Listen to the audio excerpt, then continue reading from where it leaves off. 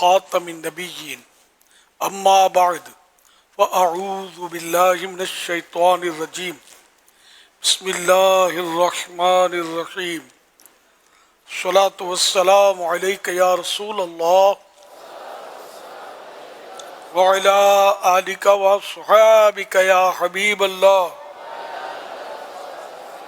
الصلاۃ والسلام علیک یا نبی اللہ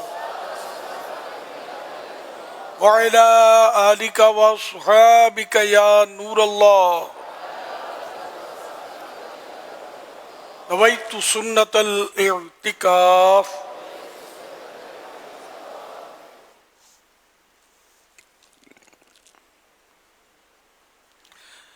جب کبھی داخل مسجد انہیں سعادت پائیں اعتکاف کی نیت ضرور فرمائیں۔ نیت دل کے ارادے کو کہتے ہیں، دل ہی میں نیت کر لیجیے میں نے سنت اعتکاف کی نیت کی، اور جب تک مسجد میں رہیں گے اعتکاف کا ثواب ملے گا۔ جب مسجد سے باہر نکلیں گے تو یہ نفل اعتکاف ختم ہو جائے گا، پھر دوبارہ جب داخل ہوں مسجد میں تو اعتکاف کی نیت کر لیں۔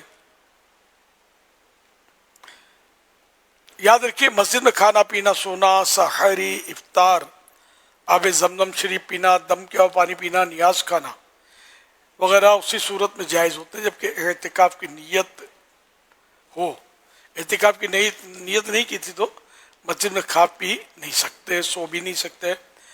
ہاں افطار کا وقت آ گیا مثلاً اور نہیں کی نیت تو اب کر لیں اور افطار کر لیں، کھا پی لیں۔ لیکن مناسب یہ ہے کہ جب بھی اعتکاف کی نیت کریں ثواب کے لیے کی جائے، اور کچھ ذکر و درود کر لیا چاہے تو 12 مرتبہ درود شریف پڑھ لیں۔ اب بے شک افطار کر لیں، کھا لیں، پی لیں، سو لیں۔ اگر آتے ہی نیت کر لی تھی مسجد میں، اب نئے سرے سے افطار یا کھانے پینے کے لیے نیت کرنے کی ضرورت نہیں ہے۔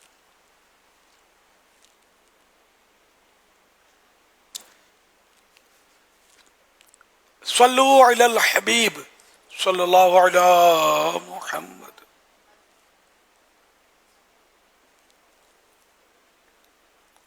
چودہ سو 46 ہجری کے ذوالحج شریف کی آج تیسری رات ہے۔ اس مناسبت سے مکتبۃ المدینہ کے رسالہ ضیاء درود السلام سے فرمان آخری نبی صلی اللہ علیہ وسلم نمبر 3، جس نے مجھ پر ایک مرتبہ درود پاک پڑھا، اللہ پاک اس پر 10 رحمتیں بھیجتا اور اس کے نامہ اعمال میں 10 نیکیاں لکھتا ہے۔ صلو علی الحبیب صلی اللہ علی محمد۔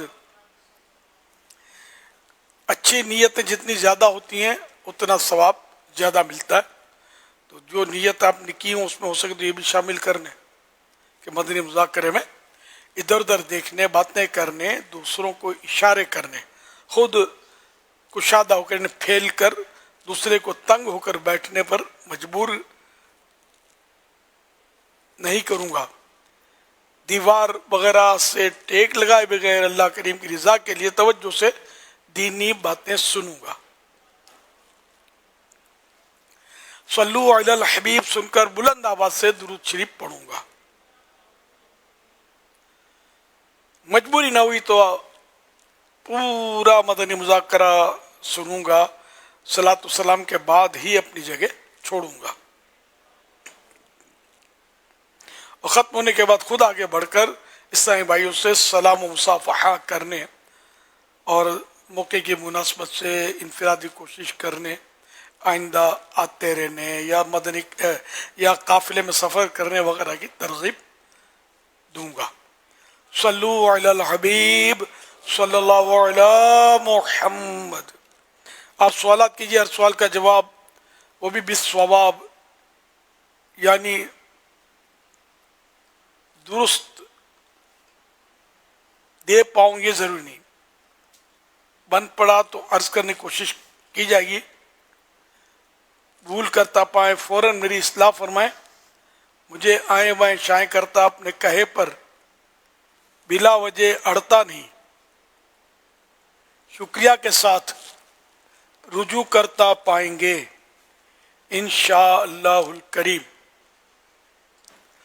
صلو علی الحبیب صلی اللہ علی محمد. نزدیک سے اسلامی بھائی تشریف لائیں، سفر کر کے مختلف شہروں سے تشریف لائیں، سب کو خوش آمدید، ویلکم، مرحبا، اہلا و سہلا، بلی کری آیا، جی آیا نو. صلو علی الحبیب صلی اللہ علی محمد.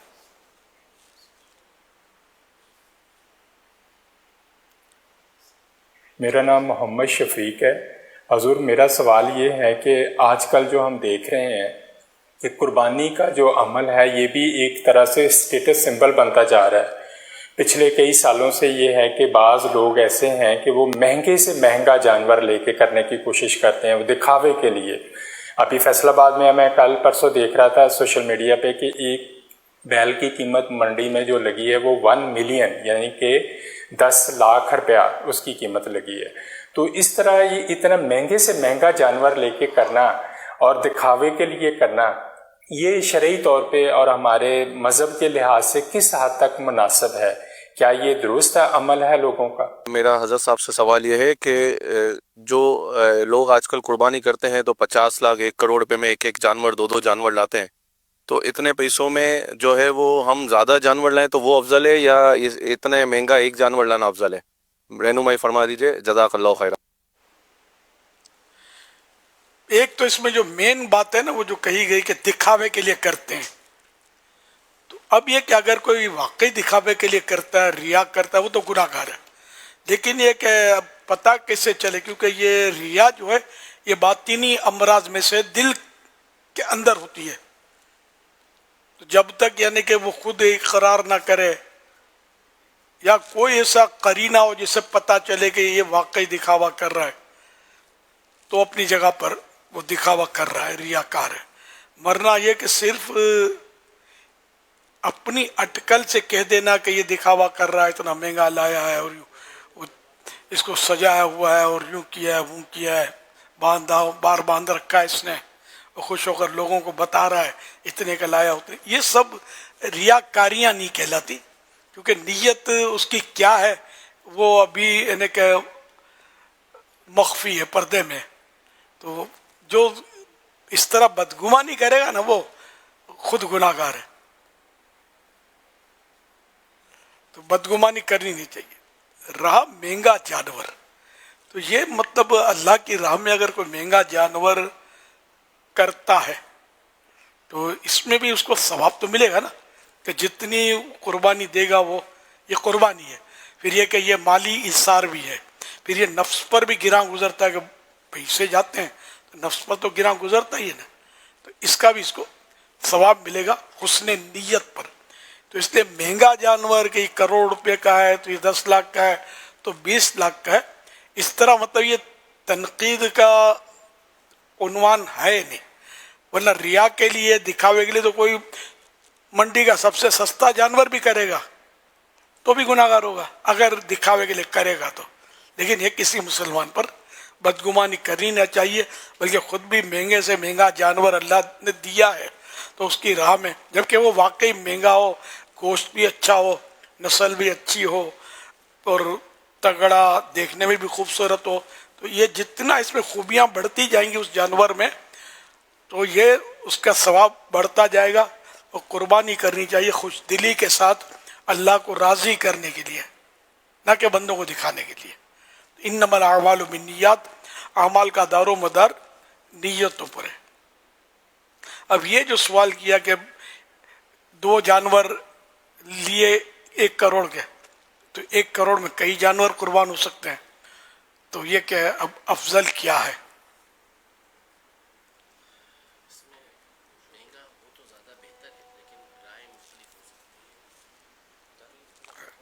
اسی لیے وہ میں چلا گیا، کچھ اشارہ کیا.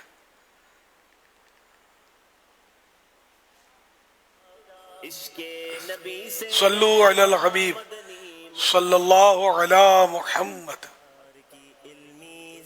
مدنی مذاکرات شریعت مطہرہ میں قربانی کے جانور میں افضلیت کا مدار، یعنی اس کے افضل ہونے کا دار و مدار تعداد پر نہیں ہے، فگر پر نہیں ہے کہ اتنے اور اتنے اور زیادہ، مطلب بلکہ قیمت اور گوشت کے اعتبار سے اعلیٰ ہونے پر ہے، یعنی اس کی قیمت اور گوشت دوسروں کی بنسبت مقدار میں زیادہ ہو۔ لہذا جس جانور کی قیمت 45,000 ہے اور دوسروں کی بنسبت موٹا اور تگڑا ہے، اس کی قربانی کرنا 15,000 کے 3 جانوروں کی قربانی کرنے سے افضل ہے۔ کس طرح کے جانور کی قربانی کرنا افضل ہے، اس بارے میں حدیث پاک میں ہے،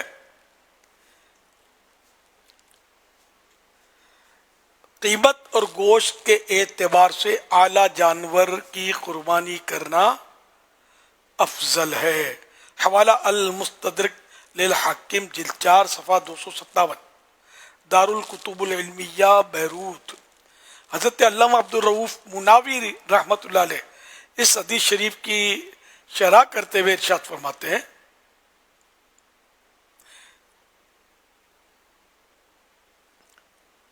کہ قیمت کے اعتبار سے زیادہ ہو اور گوشت اور چربی کے اعتبار سے زیادہ ہو اور موٹا اور فربا ہونا کا تگڑا ہونا، فربے موٹا اور فربے ہونا تعداد سے افضل ہے۔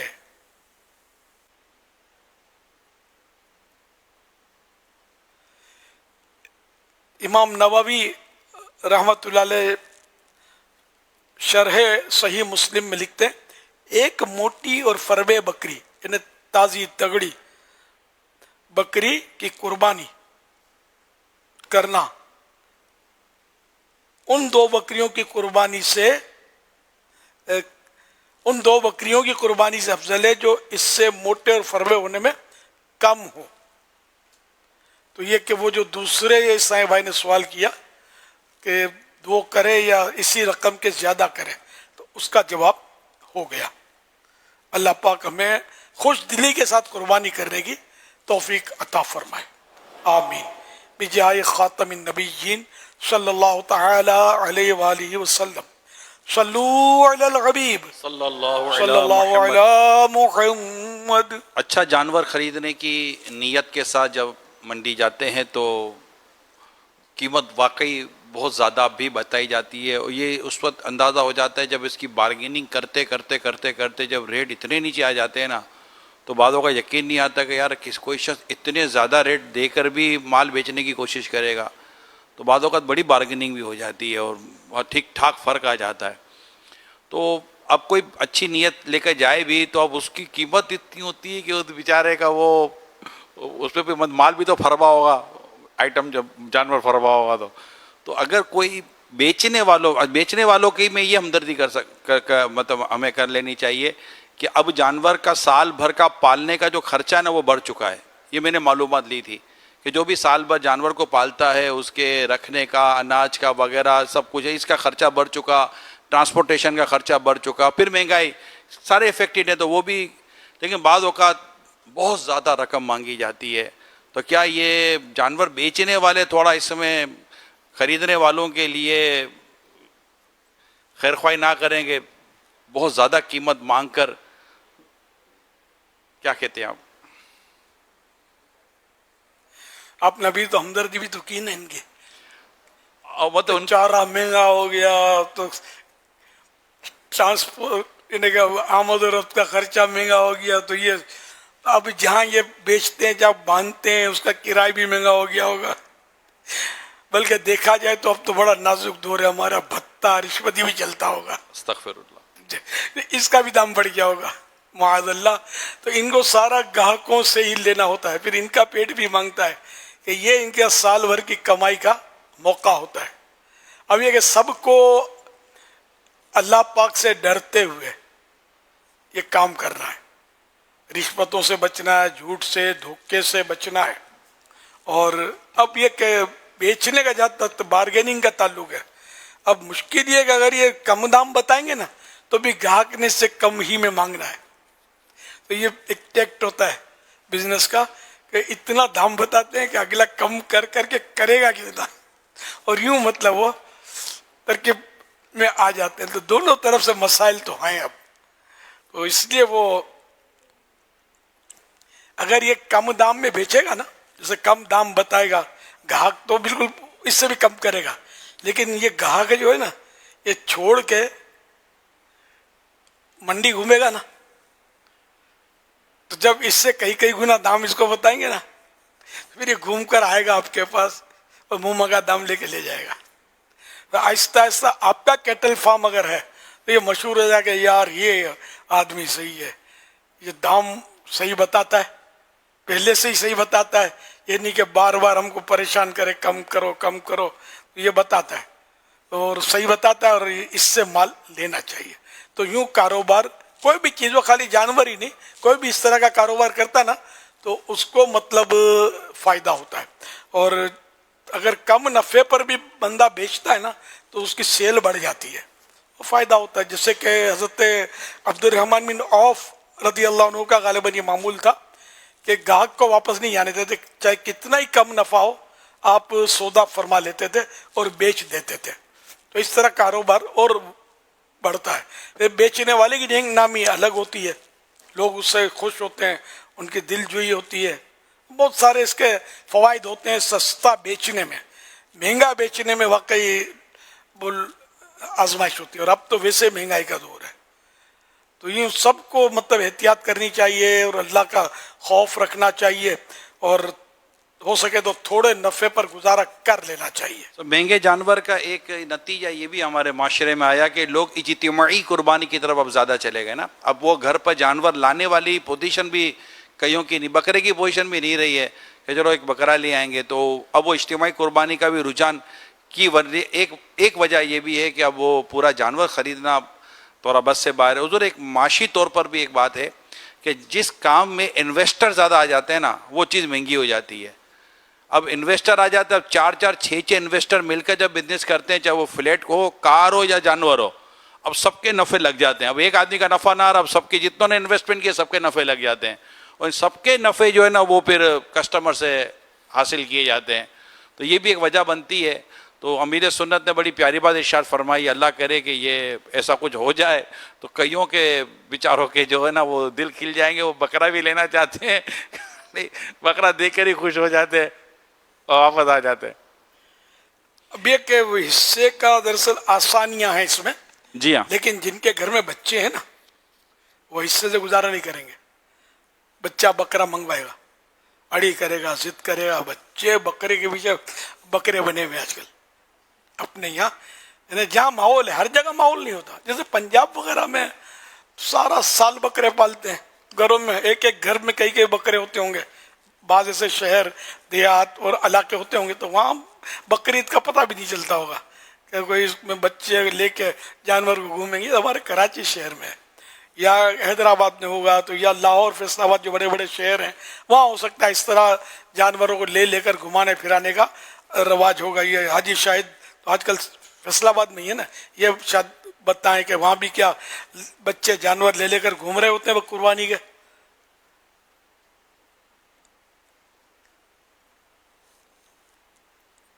اچھا وہاں بھی گھوم رہے ہوتے ہیں، بڑا شہر ہے نا. یہ بھی پوچھ رہے ہاں یہ معلوم لے رہے. ہاں، لیکن چھوٹے شہروں میں کم ایسا ہوتا ہوگا، سنا ہے جو میں نے وہ عرض کیا. تو بہرحال کہ بچے گھومتے ہیں ٹھیک ہے، مطلب خوش ہوتے ہیں، ہمیں بھی ان کی خوشی میں خوش ہونا چاہیے. ان کی بقرعید آج کل ہے، اصل بقرعید آئے گی جب وہ یہ قربان ہوں گے نا تو یہ پھر بچے روتے ہیں ان کی عید ختم ہو گئی کہ ان کا جو کھلونا تھا وہ ان کے ہاتھ سے نکل گیا.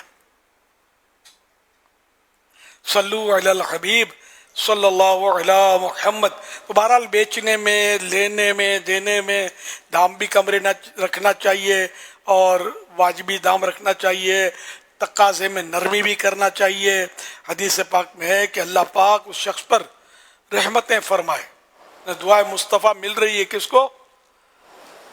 جو خرید و فروخت اور تقاضا انہیں مانگنا مطالبہ کرنے وقت مطالبہ تقاضا کرتے وقت نرمی کرتے ہیں. اللہ پاک اس شخص پر رحمتیں فرمائے جو خرید و فروخت اور تقاضا کرتے وقت نرمی کرتا ہے. حوالہ صحیح بخاری شریف حدیث نمبر 2076. ایک اور بہت پیاری حدیث ہے کہ اللہ کے پیارے پیارے آخری نبی صلی اللہ تعالی علیہ وآلہ وسلم نے ارشاد فرمایا الدین النصیحہ، یعنی دین خیر خواہی ہے. حوالہ مسلم شریف صفحہ 51 حدیث نمبر 196. حضرت جریر بن عبداللہ رضی اللہ عنہ فرماتے ہیں کہ میں نے رسول اللہ صلی اللہ علیہ وسلم سے ہر مسلمان کے ساتھ خیر خواہی کرنے کی بیعت کی. مسلمان کے ساتھ خیر خواہی، خیر خواہی کا لفظی معنی ہے بھلائی چاہنا. تو اب ہر مسلمان کی خیر خواہی کرے، اس کی بھلائی چاہے. تو غور کرے کہ اس کی بھلائی کس میں ہے. کیا مہنگا دینے میں بھلائی ہے؟ ٹھگ لینے میں بھلائی ہے؟ دھوکہ دینے میں بھلائی ہے؟ بھلائی کاہی میں سستا دیں گے، اچھا گفتگو رف نہیں ہوگی، رف کرنے میں خیر خواہی نہیں ہے، بھلائی نہیں ہے. نرمی سے گفتگو کریں گے تو بھلائی ہے، اس کی دلجوئی کریں گے تو بھلائی ہے. اگر وہ نہیں لیتا تب بھی اس پر نہیں بگڑیں گے، اس کو سنائیں گے نہیں، اس میں بھی بھلائی ہے. تو بندہ غور کرے. اب دیکھو یہ صحابی نبی جریر بن عبداللہ رضی اللہ عنہ نے خیر خواہی پر بیعت کی. سرکار صلی اللہ علیہ وسلم سے مختلف عنوانات پر صحابہ کرام نے بیعت کی تھی، جس کی مثالیں کل بھی دی تھی. جیسے حضرت ابو ہریرہ رضی اللہ عنہ وغیرہ نے دنیا جمع نہ کرنے پر، دنیا کا مال جمع نہ کرنے پر بیعت کی بھی تھی. اور حضرت ثوبان رضی اللہ عنہ وغیرہ نے کسی سے سوال نہ کرنے پر بیعت کی تھی. چابک بھی گر جاتا، ہنٹر بھی گھوڑے کا، تو کسی کو بولتے نہیں اٹھا کر دو، خود ہی اترتے اٹھا کر لے لیتے. سوال نہیں کر رہا ہے، کسی سے کچھ بھی مانگنا نہیں ہے. تو بھلائی کرنے کی بیعت یہ بھی خوب ہے، دوسروں کی بھلائی چاہنے کی. اگر یہ ہو جائے تو معاشرے کا نقشہ بدل جائے. اب تو بھائی کاٹ کر رہا ہے، اس وقت بھائی کا گلا کاٹ رہا ہے، بھائی کو چھین رہا ہے، لوٹ رہا ہے. بہت کچھ تباہی مچی ہوئی ہے، افراتفری نفسا نفسی کا عالم ہے. صلو علی الحبیب صلی اللہ علی محمد. یاد ہے بھائی آپ کو کہ پرسوں ہم لوگ گھر کے باہر جب صفائی کر رہے تھے تو 2 بچے وہاں سے گزرے اور انہوں نے ڈسٹ بن کو لات مار کے گرا دیا تھا اور پھر ہنستے ہوئے وہاں سے چلے گئے تھے. کیسا ہے نور چھایا مدنی مذاکرے میں، کیسا ہے نور چھایا مدنی مذاکرے میں، ہر دل ہے جگمگایا مدنی مذاکرے میں، ہر دل ہے جگمگایا مدنی مذاکرے میں. کیسا ہے نور چھایا مدنی مذاکرے میں، کیسا ہے نور چھایا مدنی مذاکرے میں. حالانکہ وہ دیکھ رہے تھے کہ ہم لوگ صفائی کر رہے ہیں. بالکل. اور کل جب ہم ابو سے پوچھ کر پڑوسی کے بکرے کو چارہ دے رہے تھے تو شکریہ کہنے کے بجائے وہ ہم پہ ہی غصہ کر رہے تھے. کیسا ہے نور چھایا مدنی مذاکرے میں، کیسا ہے نور چھایا. یہ کیا کر رہے ہو؟ میرے بکرے کو کھانا مت کھلاؤ، جاؤ یہاں سے. کیا دیکھ رہے ہو؟ جاؤ یہاں سے. ہر دل ہے جگمگایا مدنی مذاکرے میں.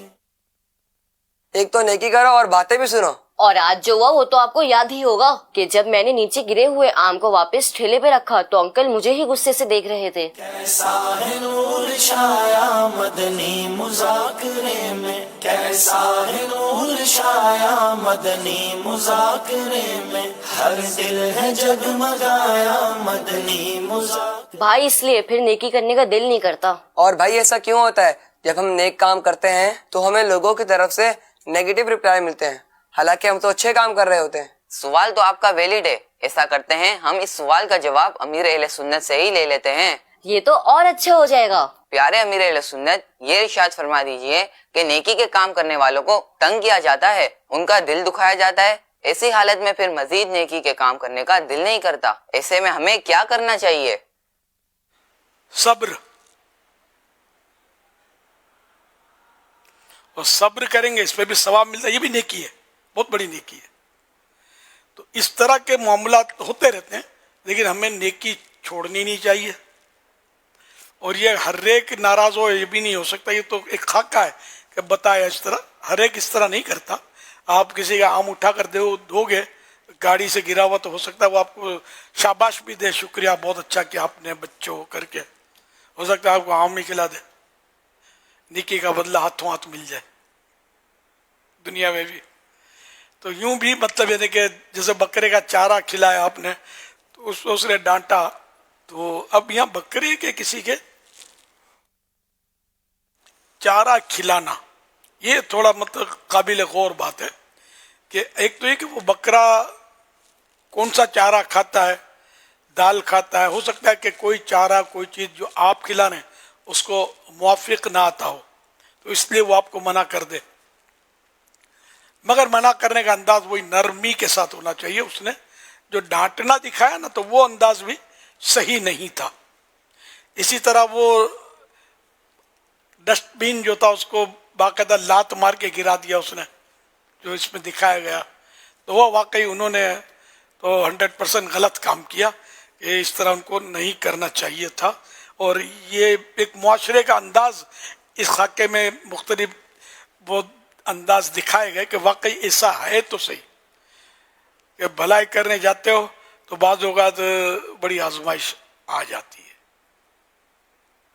اور بعض اوقات تو بڑی بڑی مصیبتیں آ جاتی ہیں بھلائی کرنے نے۔ اگر کسی کا پرس گر گیا، پیسے بٹوا اٹھا کر آپ نے دیا تو کوئی بعید نہیں وہ آپ کو پکڑ لے اور پولیس کے حوالے کر دے کہ یہ اس نے میری چوری کی۔ یہ ایک واقعہ کسی نے مجھے بتایا تھا کہ طواف کے دوران کسی کے پیسے گر گئے ہوں گے، تو ایک دوسرا طواف کرنے والا تھا، اس نے اٹھا کر، بیچارے نے ہمدردی میں اس کو وہ اٹھانے کے لیے جھکا دینے کے لیے غالباً اس نے اٹھایا، وہ اس نے مڑ کے دیکھ لیا، وہ سمجھا کہ یہ اپنے لیے اٹھا کر لے رہا ہے، اور اس نے آؤ دیکھا نہ تھا، اس کو پکڑ لیا، پکڑ کے پولیس کے حوالے کر دیا، پولیس نے اس کو اندر کر دیا، اور بیچارہ مطلب بے قصور تھا، اور شاید اس کو 6 مہینے، جو مجھے یاد پڑتا پرانا واقعہ ہے کہ اس کو 6 مہینے رکھا، اور اس دوران اس کا برین واش ہو گیا۔ اب وہ کیسا برینر بالکل الٹ پلٹ ہو گیا، ان کے شہر کا تھا، آپ کے شہر کا تھا۔ یہ پرانا واقعہ مجھے یعنی 20-25-30 سال پرانا واقعہ، یہ میں جو عرض کر رہا ہوں مجھے کس نے بتایا تھا کہ اس طرح کا ہمارے یہاں ایک واقعہ ہوا کہ اس کا برین واش ہو گیا۔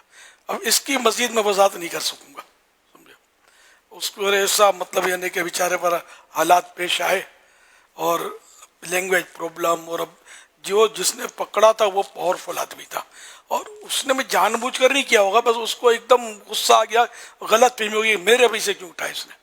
اب وہ بیچارہ زبان کا پرابلم، عربی نہ جانے، اس نے بولا ہوگا بھائی میں تم کو دیں گے، لیکن وہ سمجھے نہیں، چل شرطی آیا لے گیا، اور یوں غریب یہ تکلیف میں آ گیا یہ بندہ۔ یہ بھی ہوتا ہے، لیکن اس کا مطلب یہ نہیں کہ ہم بھلائی کرنا چھوڑ دیں، یہ آزمائش ہوتی ہے اس طرح، لیکن ایسا ضروری نہیں کہ ہر بار ہوتا ہو، یہ کم ہوتا ہے ایسا، لیکن ہوتا ہے۔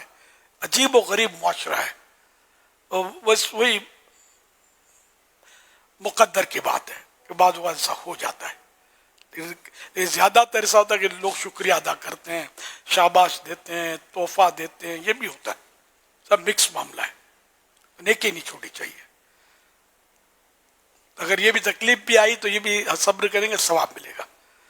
صلو علی الحبیب صلی اللہ علیہ صلی اللہ علیہ محمد صلی اللہ علیہ وسلم۔ SMS کے ذریعے سوال موصول ہوا ہے، عثمان رضا ہیں، کہہ رہے ہیں درود پاک میں و والدیہ کا اضافہ کرنا کیسا ہے، جیسے صلی اللہ تعالی علیہ و آلہ و والدیہ و اصحابہ و بارک وسلم۔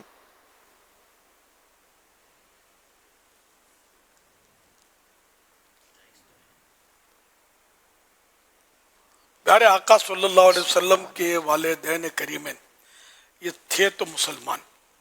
بلکہ وہ روایت یہ بھی ہے کہ سرکار صلی اللہ علیہ وسلم نے معجزاتی طور پر وہ ان کو زندہ کیا, انہوں نے کلمہ پڑھا اور صحابیت کے شرف سے مشرف ہوئے, ہے نا. تو یوں مطلب یہ کہ جیسے ہمارے ہاں تو مدنی مذاکرے میں ایصال ثواب کرتے ہیں نا والدین کریمین کو, تو اب اگر یہ کسی نے والدین پر سرکار صلی اللہ علیہ وسلم کو درود بھیجتے ہوئے پھر اب وہ اتصال ہے اس کا, اور یہ ان کو بھی درود بھیج رہے ہیں, اولاد کو بھی درود بھیج رہے ہیں, اصحاب کو بھی درود بھیج رہے ہیں, تو اصحاب ہی میں آتو گئے والدین اور آل ہی میں اصحاب بھی آ گئے, سب آ گئے. آل جو ہے نا یہ بہت وسیع المعنی لفظ ہے. آل سے مراد اگرچہ اولاد بھی ہوتی ہے, ہی نہیں ہوتی, بھی ہوتی. جیسے سورہ آل عمران, حضرت عمران کی قوم, پھر آل فرعون قرآن کریم میں آتا ہے, فرعون کی آل. تو یہ سارے فرعونی جو اس کو خدا مانتے تھے اس کی اولاد نہیں تھے, یہ اس کی قوم تھے, تو قوم کو بھی آل کہا جاتا ہے. تو یوں مطلب یہ کہ اگر آل ہی تو اصحاب بھی آ گئے, والدین بھی آ گئے, سبھی آ گئے اس میں. اور پھر بھی اگر الگ سے بھی کہتے ہیں, جیسے والدین کا تذکرہ ہوا تو اولاد کا تذکرہ ہوا, صحابہ کرام کا تذکرہ ہوا درود پاک میں, تو یہ بھی صحیح ہے. مدینہ مدینہ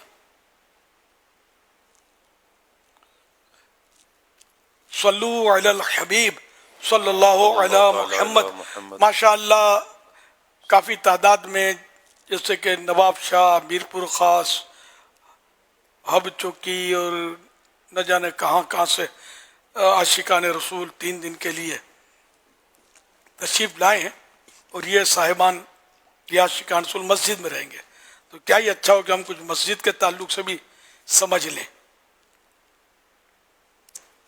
فرمان مصطفیٰ صلی اللہ علیہ وآلہ وسلم, مسجد میں ہنسنا قبر میں اندھیرا لاتا ہے. حدیث پاک تو یہاں مکمل ہوئی. ہنسنا جو ہے نا یہ تو اندھیرا لاتا ہے قبر میں, لکھا حدیث پاک میں. مسکرانا یہ اندھیرا لانے کا اس کا نہیں ہے, تو یہ جائز ہے. ہنسنا جو ہوتا ہے نا وہ ہوتا ہے کہ اتنی آواز نکلی کہ اپنے کانوں سے سن لی, اگر رکاوٹ نہیں بھی سن پایا وہ اتنی آواز نکلی ہے تو یہ ہنسنا کہلاتا ہے. اور ہاں ہاں کر کے جو ہنستے ہیں یہ کہا, یہ تو اس سے بھی مطلب زیادہ ہے 2 قدم. تو بہرحال مسجد میں ہنسنا قبر میں اندھیرا لاتا ہے, مسکرانے میں حرج نہیں ہے.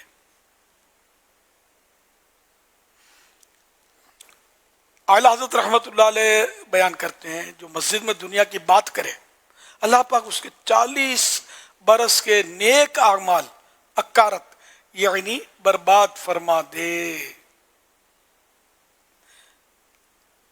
منہ میں بدبو ہونے کی حالت میں گھر میں پڑھی جانے والی نماز بھی مکروہ ہے, اور ایسی حالت میں یعنی منہ یا کپڑوں یا بدن سے پسینے یا کسی بھی طرح کی بدبو آنے کی حالت میں مسجد میں جانا حرام ہے. مسجد میں بریک وائنڈ خارج کرنا منع ہے. مسجد میں ایسے بچوں کو پیمپر باندھ کر بھی لانا گناہ ہے جن کے بارے میں غالب گمان خیال جمتا ہو کہ یہ پیشاب وغیرہ کر دیں گے یا شور مچائیں گے. مسجد میں پاگلوں کو یا ان آسیب زدوں کو جو اچھل کود وغیرہ کرتے ہیں, ایسے مریضوں کو جن کی وجہ سے لوگوں کو گھن آتی ہو, لانا گناہ ہے. اور ان سمجھدار بچوں کو لانا بھی گناہ ہے جو وہاں بھاگم بھاگ کرتے, شور مچاتے اور نمازیوں کی پریشانی کا بھی باعث بنتے ہیں. فرش مسجد پر لوگوں کے گرے پڑے بال یا ہلکا پھلکا کچرا ڈالنے کے لیے ہو سکے تو ایک شاپ پر جیب میں رکھ لیجئے. فرمان مصطفیٰ صلی اللہ علیہ وآلہ وسلم, جو مسجد سے تکلیف دینے والی چیز نکالے گا اللہ پاک اس کے لیے جنت میں ایک گھر بنائے گا. پسینے اور منہ کی رال وغیرہ سے مسجد کے فرش, دری یا کارپیٹ کو بچانے کے لیے جب بھی سوئیں اپنی ذاتی چادر وغیرہ پر سوئیں. مسجد میں اگر خس یعنی معمولی سا تنکا یا ذرہ بھی پھینکا جائے تو اس سے مسجد کو اس قدر تکلیف پہنچتی ہے جیسے انسان کو اپنی آنکھ میں معمولی ذرہ پڑ جانے سے ہوتی ہے. حوالہ جذب القلوب صفحہ 226. اعضاء وضو سے وضو کے پانی کے قطرے فرش مسجد یعنی مسجد کی زمین پر گرانا ناجائز و گناہ ہے. البتہ فنائے مسجد میں قطرے ٹپکانے کا یہ حکم نہیں.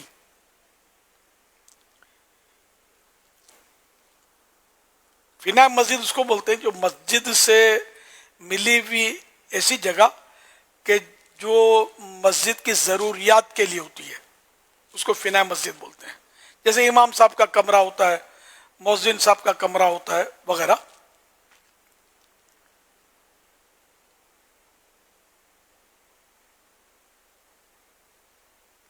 مسجد کے دریوں اور کارپیٹ وغیرہ کے دھاگے اور چٹائیوں کے تنکے نوچنے سے پرہیز کیجیے. ہر جگہ مثلا کسی کے گھر یا کہیں محفل وغیرہ میں جائیں تب بھی بلکہ اپنے گھر میں بھی اس بات کا خیال رکھیے.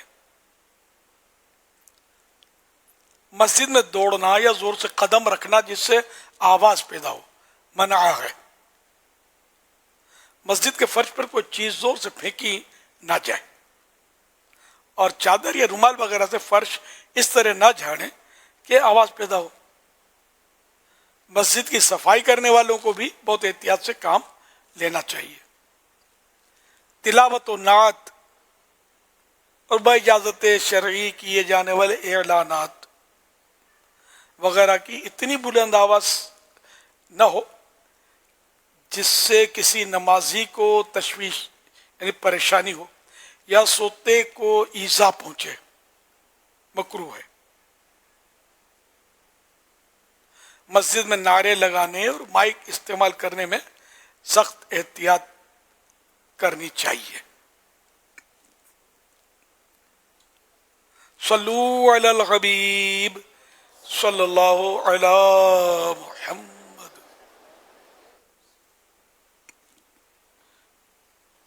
یاک ایک بڑا اور طاقتور پہاڑی جانور ہے جو بنیادی طور پر تبت، ہمالیہ، منگولیا، وسطی ایشیا اور پاکستان کے شمالی علاقوں میں پایا جاتا ہے. یہ جانور عام طور پر سرد اور بلند مقامات پر رہتا ہے. انٹرنیٹ سے لی گئی معلومات کے مطابق یاک زیادہ تر 3000 سے 6000 میٹر کی بلندی پر پایا جاتا ہے جہاں درجہ حرارت کم ہوتا ہے. یہ برفانی علاقوں، پہاڑی چراگاہوں اور اونچے میدانی علاقوں میں رہتا ہے. یاک انتہائی سرد موسم میں جینے کے قابل ہوتا ہے اور یہ -40 سینٹی گریڈ تک کے درجہ حرارت میں بھی زندہ رہ سکتا ہے. اس کی گھنی اور لمبے بالوں والی کھال اسے شدید سردی سے بچاتی ہے. ایک سوشل میڈیا ویب سائٹ کی تحقیق کے مطابق یاک گھاس، جڑی بوٹیاں، جھاڑیاں وغیرہ کھاتا ہے. یہ کم غذائیت والی خوراک پر بھی گزارا کر سکتا ہے جو اسے سخت موسمی حالات میں بھی زندہ رہنے کے قابل بناتی ہے. پہاڑی علاقوں میں لوگ یاک کا دودھ، دہی، مکھن اور پنیر استعمال کرتے ہیں. یاک کا دودھ زیادہ گاڑھا ہوتا ہے اور اس میں چکنائی اور پروٹین زیادہ ہوتی ہے. اس ٹاپک پر امیر اہل سنت سے پوچھنا چاہتے ہیں کہ کیا یاک کی قربانی ہو سکتی ہے اور جو لوگ اسے شہری علاقوں میں لاتے ہیں اس کے لیے اے سی اور کولر وغیرہ لگواتے ہیں تو اس خدمت پر یہ ثواب کے مستحق ہوں گے یا نہیں. کچھ لوگ اس کے سر کو ایک عمل کے ذریعے محفوظ بنا کر دیواروں پر سجا دیتے ہیں. یہ عمل کرنا کیسا؟ اب یہ جانور گھریلو جیسے مویشی جو ہیں گائے کی قسم ہے یا یہ جنگلی ہے. اگر یہ جنگلی ہے، وحشی ہے تب تو قربانی نہیں ہوتی. وحشی یعنی جنگلی جانور کی قربانی نہیں ہوتی. اب میری اس میں کوئی معلومات نہیں ہے. یہی اصل میں ویسے تو اس میں علماء کے فتاویٰ ہیں لیکن سب کی آراء مختلف ہیں اور خلاصہ یہی ہے چونکہ اس بات کا فیصلہ نہیں ہو پاتا کہ یہ جنگلی ہے یا یہ پالتو ہوتا ہے تو اس لیے ابھی تک کوئی فائنلی اس کے اوپر فیصلہ نہیں ہے کہ اس کی قربانی ہو جائے گی یا نہیں ہو جائے گی. اصول وہی ہے جو آپ نے بیان فرمایا ہے.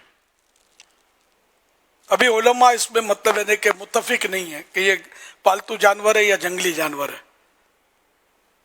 اسے دیکھنے میں جنگلی لگتا ہے لیکن اس کا ابھی کوئی فائنل نہیں ہے تو اس لیے وہ قربانی سے تو بچنا ہی ہوگا. اب رہا یہ کہ اس کا سر سجاتے ہیں، تو اب گوشت تو اس کا حلال، جبکہ یہ ہے گائے اگرچہ جنگلی ہو تو گوشت حلال ہوتا ہے. گوشت جب حلال ہو اس کا تو اب سر بھی حلال ہے، سمجھے. تو اب اگر کسی نے اس کی قربانی تو ابھی نہیں ہو رہی، اس کا گوشت اگر حاصل کریں گے تو ذبح کیا، اور اب سر بھی تو اس کا کھایا جائے گا. لگانے میں تو یہ سر جو ہے زینت پہ جائے گا. جی، اب وہ واللہ عالم کس انداز میں لگاتے ہیں کہ اس کا گوشت وغیرہ اس میں سے نکال لیتے ہیں، کیونکہ بعض اس طرح کے عمل ہوتے ہیں کہ صرف کھال جو ہے نا اس کے ذریعے سے ہاں پورے جانور بنا لیتے ہیں کھال کے، جی سارا نکال لیتے ہیں، سر بھی ہوتے ہیں. ہاں تو یہ نکالنا ہی چاہیے گوشت، تو ورنہ تو سڑے گا نا، بدبو آئے گی. سوکھے گا بھی کب پتہ نہیں، سوکھنے کا عمل اس کا زبان اور یہ سب گوشت جو یا تو نکال لیتے ہوں گے. تو کھانے کی جو اجزاء ہیں نکال کر اگر کسی نے اس کو لگا دیا تو یہ اس تصویر کے حکم میں تو نہیں آئے گا. تصویر کے حکم میں جب نہیں آئے گا تو وہ فرشتوں کے لیے رکاوٹ نہیں ہوگا، نماز کے لیے رکاوٹ نہیں بنے گا. اور اے سی میں لا کے رکھتے ہیں اس کو، یہ بھی تھا ٹھنڈے ماحول میں. تو اب کسی مقصد کے لیے، منفعت کے لیے، اس سے فائدہ حاصل کرنے کے لیے اگر اس کو لاتے ہیں اور اس کو رکھتے ہیں، پالتے ہیں تو شرعاً کوئی حرج نہیں اس میں. خرید و فروخت بھی کر سکتے ہیں اس کی، جبکہ کوئی اور رکاوٹ نہ ہو. کہ بعض اوقات اس طرح کے جانوروں کی خرید و فروخت اور یہ قانونی مسائل ہوتے ہیں اس میں، تو قانونی مسائل نہ ہوں تو اور کوئی بھی رکاوٹ شرعاً نہ ہو تو ویسے خرید و فروخت میں کوئی حرج نہیں ہے، پالنے میں بھی حرج نہیں ہے اگر یہ مانوس ہو جاتا ہے. صلو علی الحبیب صلی اللہ علی محمد.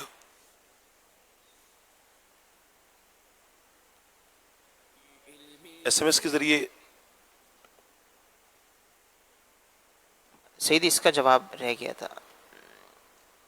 اچھا تھوڑا باقی اس میں کہ جو لوگ اس کو شہری علاقوں میں لاتے ہیں، اسی وغیرہ رکھتے ہیں، اس کو ثواب ملے گا. اب اگر وہ اس کو ذاتی نفع ہے اس کا، اس لیے لاتے ہیں اور اس کی خدمت کرتے ہیں تاکہ اس سے کوئی پیسے حاصل کریں یا اس کا گوشت حاصل کرے، دودھ وغیرہ وہ جو چوائی کرتے ہوئے بھی دکھایا، تو اس کا مطلب یہ لوگوں سے مانوس ہو جاتا ہوگا، ورنہ یہ دودھ نکال نہ سکتے. تو اگر کسی خاص مقصد کے لیے لاتے ہیں، اچھی نیت کا اس میں صورت تو بنے گی کہ روزی روزگار کی، اپنے آپ کو سوال سے بچانے کے لیے، بال بچوں کی پرورش کے لیے، ماں باپ کی خدمت کے لیے وہ کمانا چاہتا ہے، تو اس لیے لایا ہے اور اس کی اب یہ خدمت کر رہا ہے تاکہ یہ آمدنی کا بہتر ذریعہ بنے. تو اللہ کی رضا کے لیے وہ ایسا کر رہا ہے تو ثواب کا بھی حقدار بنے گا. انما الاعمال بالنیات، اعمال کا دار و مدار نیتوں پر ہوتا ہے.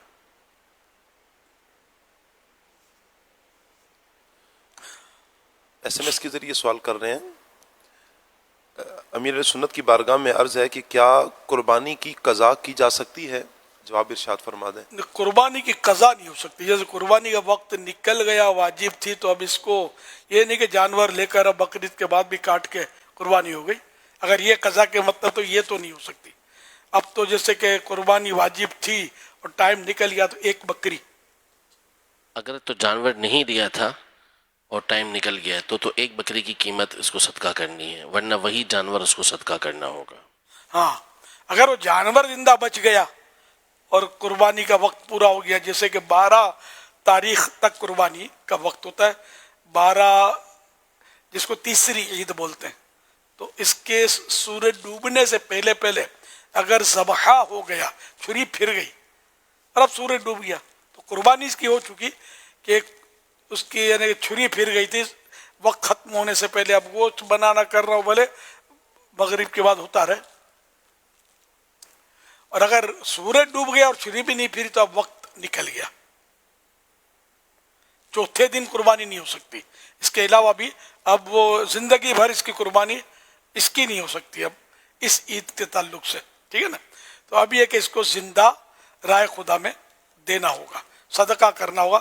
جیسے جس کو زکوٰۃ دیتے ہیں تو اس سے کسی غریب کو وہ جانور دیا جائے، اور اگر کاٹ دیا اور اب کسی نے بولے یہ کیا کر دیا، آپ نے تو کاٹ دیا جسے، تو اس کو تو زندہ صدقہ کرنا تھا، تو اب کیا کرے؟ تو اب اگر یہی دینا ہی ہے اس کو، ابھی کھا نہیں سکتا نا اس کو، ہاں جی جی، جو یہی جانور دے گا اور قیمت میں اس کے جو فرق آیا ہو تو وہ رقم بھی ساتھ میں صدقہ کرنا ہوگا.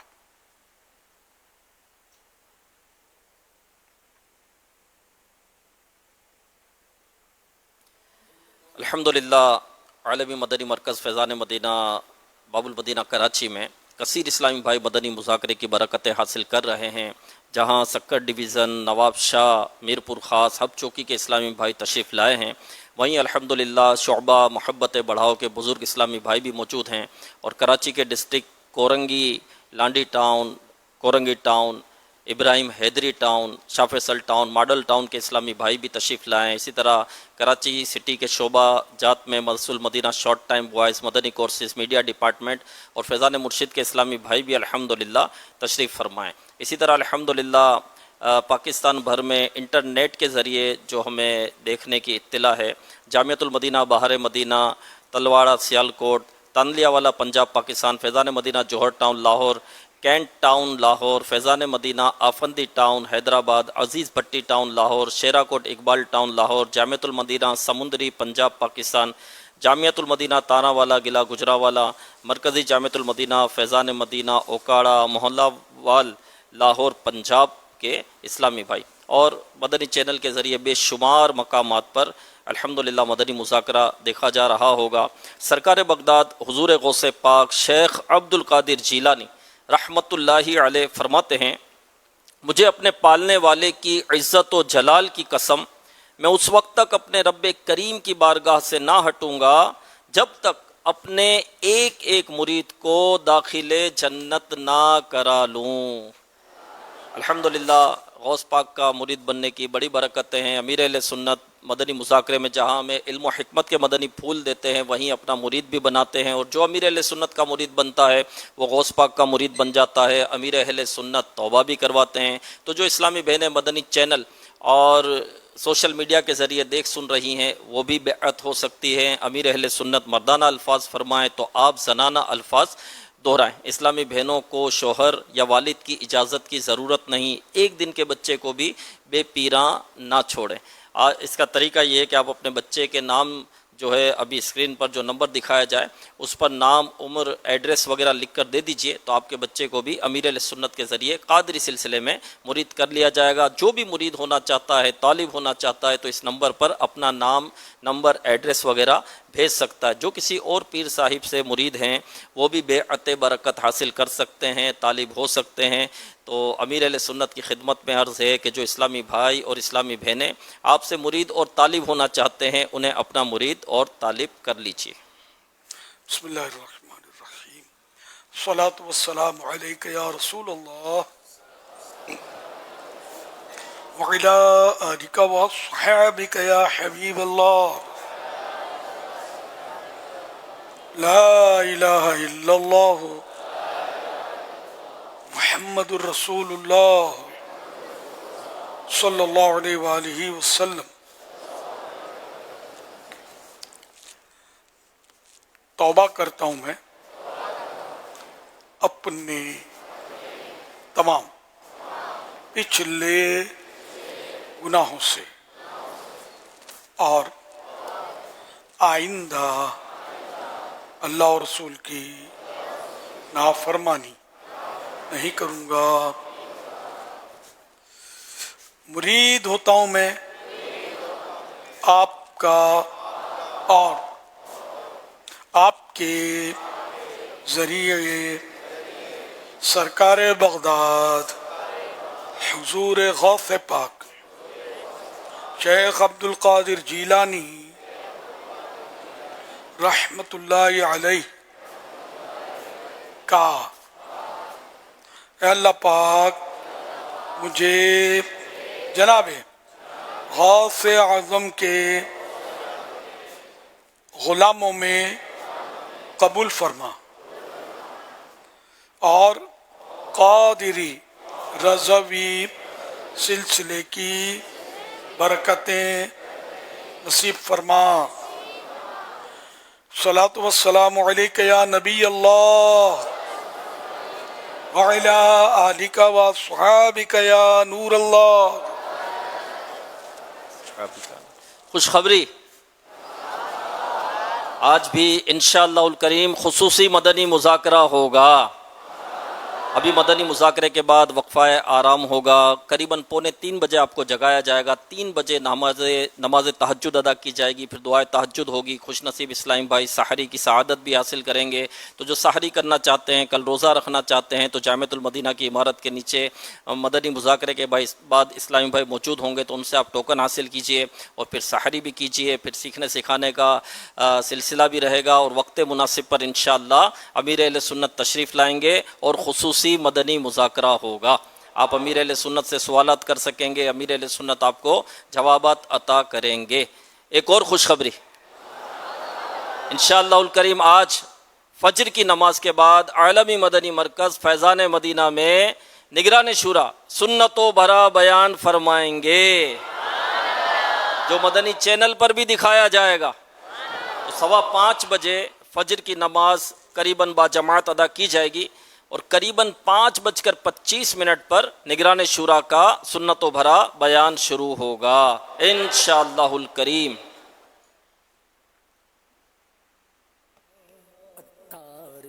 मेरा नाम शाहिद हुसैन है। हजरत साहब से सवाल है कि कुछ जानवर हमारे पास कच्चे खीरे हैं, तो हम कस्टमर को क्या बोलकर बेचें, और वज़न जो है कम से कम वो 5.5 मन का जानवर है, क्या हम उसको बेच सकते हैं? मेरा आपसे ये सवाल है कि बहुत से जानवर देखने में तो बड़े लगते हैं लेकिन वो दांत नहीं निकालते और दांत की जगह झिरी वगैरह होती है, तो क्या उसकी कुर्बानी हो जाती है? बकरे के लिए ये शर्त है कि इस्लामी हिसाब से कम पूरे 1 साल का हो। एक दिन भी अगर इसमें कम है तो कुर्बानी नहीं होगी, साल से ज़्यादा हो तो कोई हर्ज नहीं है। और अलबत्ता दुम्बा जो है इसमें रियायत है, दुम्बा, भेड़, भेड़ी, दुम्बी, इसमें ये रियायत है कि चाहे ये 6 महीने का हो, 6 महीने से कम नहीं, 6 महीना या इससे कुछ ज़्यादा है जैसे, मगर साल भर से कम है। मगर इतना ये तगड़ा है कि देखने में साल भर का मालूम होता है, दूर से इसको देखे ना तो ये लगे कि तो साल भर का है, तो इसकी कुर्बानी हो जाएगी। मगर ये कमज़ोर है, क्योंकि लोग ये समझते हैं कि 6 महीने का है तो कुर्बानी हो जाती है। नहीं, वो तगड़ा हो, साल भर का लगे तो कुर्बानी होगी, वरना नहीं होगी। बाकी रहा बड़े जानवर, तो गाय है जैसे, तो गाय है, तो बैल है, तो भैंस है, तो भैंसा है, तो ये इनकी कुर्बानी 2 साल कम से कम इनकी उम्र हो इस्लामी हिसाब से, हिजरी सन के हिसाब से।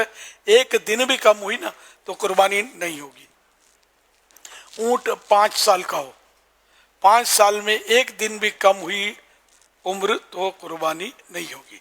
और ये सब में इस्लामी साल मुराद दिया जाएगा, ईसवी सन नहीं, जनवरी फरवरी वाला नहीं, मुहर्रम, सफ़र, रबीउल अव्वल शरीफ, जश्न विलादत वाला जो साल है ये, और ये सब इस हिसाब से ये होता है। तो अब वो तगड़ा है तो भी कुर्बानी नहीं होगी, जबकि जो मैंने उम्र बताई उसमें फ़र्क कमी हो तो। वल्लाहु तआला अअलम व रसूलुहु अअलम, अज़्ज़ा व जल्ल व सल्लल्लाहु तआला अलैहि व आलिहि वसल्लम। और शायद ये दांत के भी उसमें थे ये सवाल के अंदर। तो अब ये कि जैसे कि ये यकीनी मालूमात है कि ये बकरा जो है, इस बकरा जो पाला है आपने और वो 1 साल पूरा हो गया, 2, 4, 8 दिन, 15 दिन, महीना, बल्कि ऊपर भी हो गया, और ये आपको पता है, मगर इसने 2 दांत नहीं दिए और ये होता है, तब भी कुर्बानी हो जाएगी। दांत देना, इसका ये निकालना, ये शर्त नहीं है, कुर्बानी हो जाएगी। इसी तरह वो गाय आपको पता है कन्फर्म गई तो 2.25 साल की हो गई, लेकिन अभी तक दांत इसके पूरे हुए नहीं है, तो भी कुर्बानी हो जाएगी। 2 साल ये उम्र का ताल्लुक है, कुर्बानी से दांत का ताल्लुक नहीं है। सल्लु अलल हबीब सल्लल्लाहु अला मुहम्मद।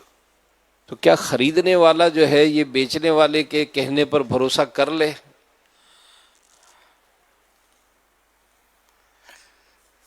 बड़ा मुश्किल काम है।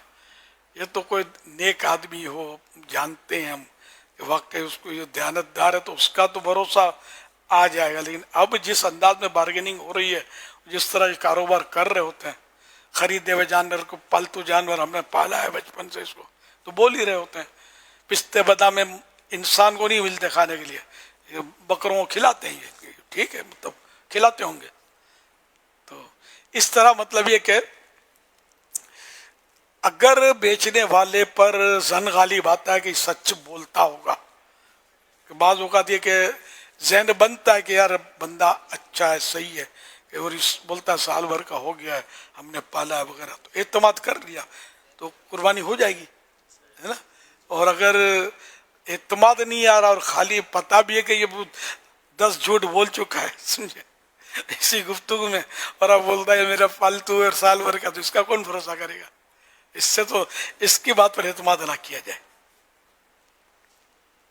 सल्लु अलल हबीब सल्लल्लाहु अला मुहम्मद।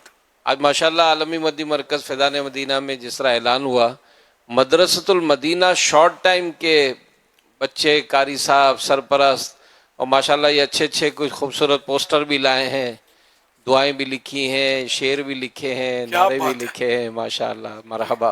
स्क्रीन पर दिखेंगे भी हम? जी जी बिल्कुल। अच्छा जी कारी साहब, माशाल्लाह, दिखाएं भाई, कैमरामैन दिखाएं। अल्हम्दुलिल्लाह माशाल्लाह, मदरसतुल मदीना, बाहर मदीना मस्जिद, कोरंगी, लांडी, अल्हम्दुलिल्लाह, वाह माशाल्लाह, बड़ी मेहनत से इन्होंने तैयार किया होगा, लिखा होगा।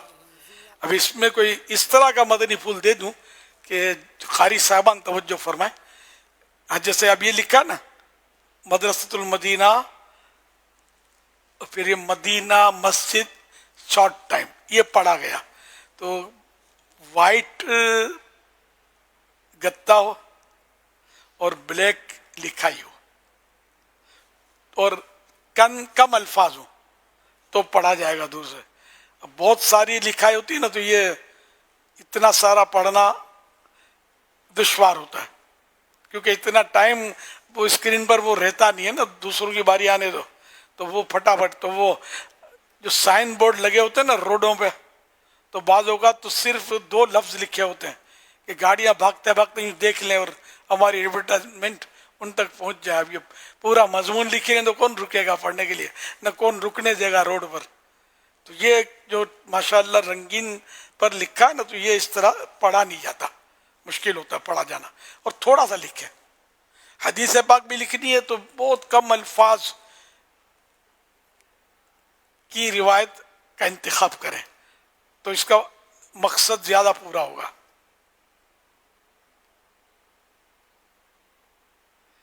माशाअल्लाह। फिर लिखने के बाद जिस तरह आपका एक अंदाज है कि जिसको दोबारा चेक भी करते हैं कि लिखा हुआ कैसा है, ये भी अलग मैटर है। फिर राइटिंग कैसी है ये भी देखना पड़ेगा, और राइटिंग भी शॉर्ट हैंड में लिखा हो तो पढ़ने वाला भी बुलाना पड़ेगा कि यार लिखा हुआ क्या है। तो वाज़े हो, जिसकी अच्छी राइटिंग हो और कम अल्फाज में हो, गाढ़ा लिखा हो, जैसे वाइट गत्ते पर ब्लैक से, तो वो उम्दा नजर आएगा, दूर से भी नजर आ जाएगा। तो माशाअल्लाह, चलो इन्होंने मेहनत। अब आइंदा कब बेचारों की बारी आएगी, और जो मैंने कहा खुदा जाने कारी साहब वही होंगे या बदल जाएंगे, या यही होंगे, तो याद भी रहेगा कि नहीं। अभी भी ये होश में है या नहीं ये भी नहीं पता ना, कि सुन भी रहे हैं या बच्चों को सेट करने में लगे हुए हैं, कुछ भी हो सकता है।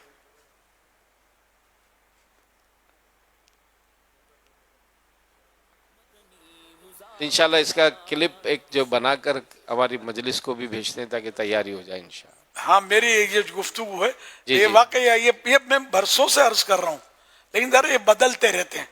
अगर वही मदरसा आता है तो भी अब ये बच्चों को तो समझाने कोई, ये लिखते भी नहीं होंगे, ये कहाँ लिखेंगे। वो कारी साहब बड़े बच्चों के जरिए या कोई तरकीब करते होंगे, तो कारी साहब मेन होता है, नाजिम होते हैं, जैसे इनका जहन बन जाएगा ना, तो ये दुख अपने दूर हो जाएंगे और लिखने का भी मकसद कुछ होगा। اب یہ سبز ماشاءاللہ لکھا ہوا، کتنا لکھا ہوا اس میں،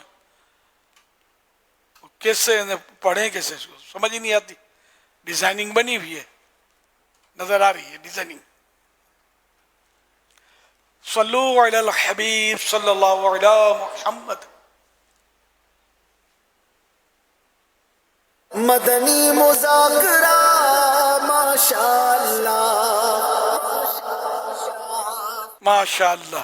یہ جو آپ یہ دکھاتے ہیں نا لکھا ہوا گوشت کے خواص، تو اس میں اب تھوڑا آپ جو بولتے ہیں اس میں کہ الفاظ بڑھا دیں، وہ اپنے مخصوص ترنم کے ساتھ گوشت کے خواص. تو اس میں یہ کیوں بول رہا ہوں؟ ایک تو یہ کہ میرے اس وقت جب یہ سمجھا رہا تھا میں پیش نظر یہ نابینا اسلام بھائی تھے کہ یہ بھی مدنی چینل پر اور ابھی بھی ہوں گے یہاں، ان کو سمجھ نہیں آئے گی کہ کیا ہو رہا ہے، تو یہ بولیں گے تو یہ سمجھ لیں گے. اور ایک تعداد یہ بھی پائی جاتی ہے جو لکھنا پڑھنا نہیں جانتی، ہوتے ہمارے ناظرین نہیں ہے، تو ہم صرف لکھ کر منا لیں من کو، پھر یہ دنیا بھر میں دیکھا جاتا ہے الحمدللہ. تو پڑھے لکھے ہائی فائی پڑھے لکھے ہوں گے، اردو نہیں جانتے، اردو بول لیتے ہیں، اردو گھرانے میں پیدا ہوئے ہوتے ہیں، پڑھائی ہوتی ہے ان کی، لیکن سنیں گے سمجھیں گے پڑھ نہیں سکیں گے کہ لکھا ہوا کیا ہے. تو ان سب کی ہمدردی کی نیت کریں گے تو ثواب ملے گا انشاءاللہ.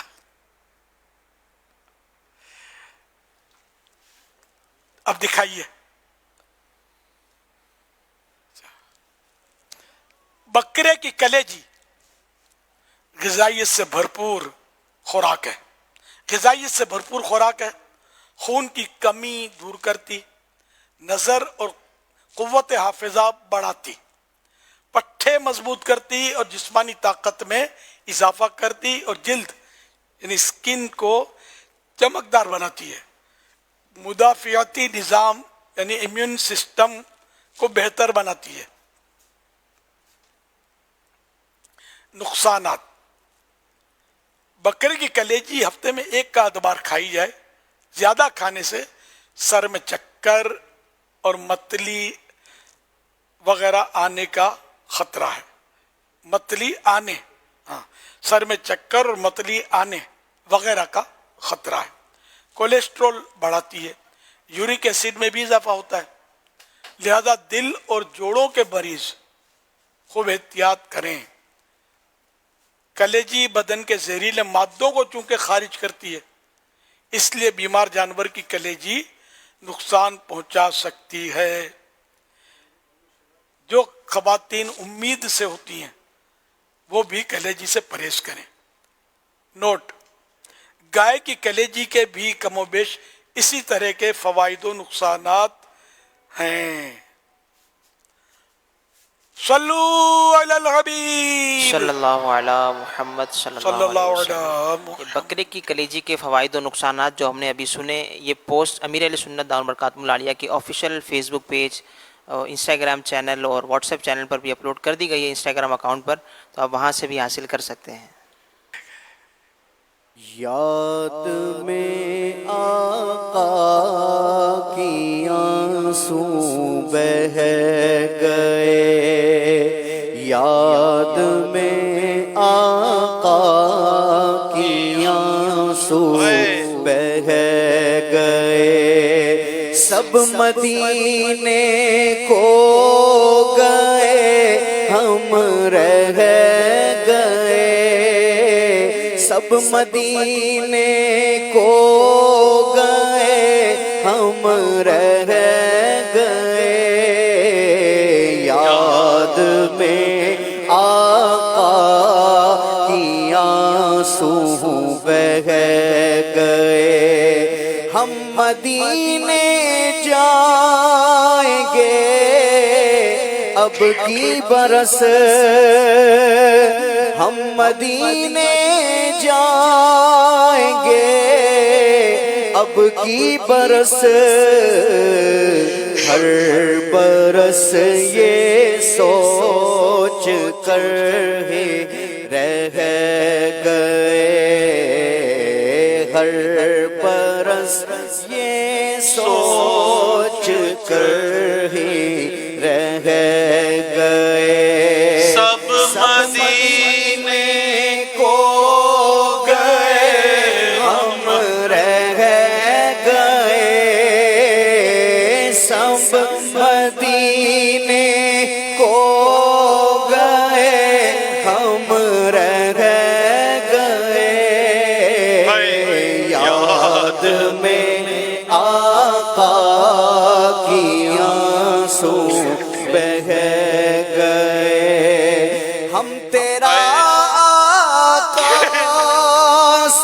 کہہ دیں گے سلام، ہم تیرا آقا سے کہہ دیں گے سلام، جانے والے لوگ ہم سے کہہ گئے، جانے والے لوگ ہم سے کہہ گئے، سب مدینے کو گئے ہم رہ گئے، سب مدینے کو گئے ہم رہ گئے، یاد میں آقا کی آنسو بہہ گئے، یاد میں آقا کی آنسو بہہ گئے، ہم مدینے جائیں گے اب کی برس،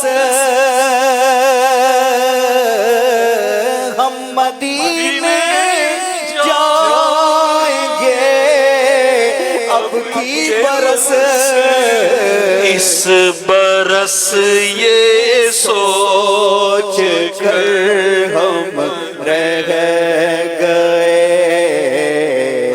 اس برس بھی سوچ کر ہم رہ گئے، سب مدینے کو گئے ہم رہ گئے،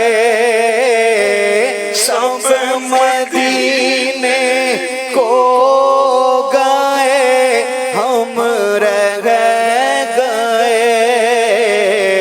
یاد میں آقا کی آنسو بہہ گئے، یاد میں آقا کی آنسو بہہ گئے، کیسے ہاشم کو بھلا آئے قرار، کیسے ہاشم کو بھلا آئے قرار، قافلہ بچھڑا اکیلے رہ گئے، قافلہ بچھڑا اکیلے رہ گئے، سب مدینے کو گئے ہم رہ گئے، سب مدینے کو گئے ہم رہ گئے، یاد میں آقا کی آنسو بہہ گئے، آغا مقدر عرصہ ہوا عطار مدینے جا نہ سکا، ہائے اسے حالات نے جکڑا، یوں خون ارمان کیا، سب مدینے کو گئے ہم رہ گئے، یاد میں آقا کی آنسو بہہ گئے،